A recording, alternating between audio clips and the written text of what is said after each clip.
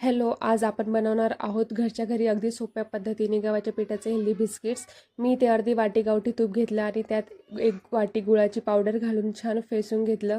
Beater नसेल तरी चमच्याने छान फेटता येतं. आता त्यात 2 वाट्या गव्हाचं पीठ घालायचं आणि गरजेनुसार थोडं थोडं दूध घालत मऊसर पीठ मळून घ्यायचं.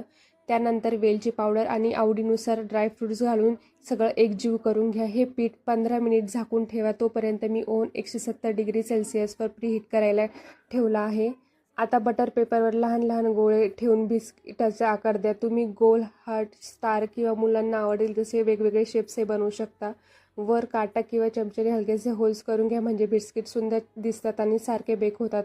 आता हे बिस्किट 170 डिग्री सेल्सिअसवर साधारण 25 मिनिटे बेक करा.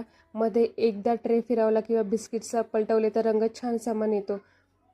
पूर्ण थंड झाल्यावर एअरटाईट डब्यात भरून ठेवा. 8-10 दिवस सहज छान राहतात.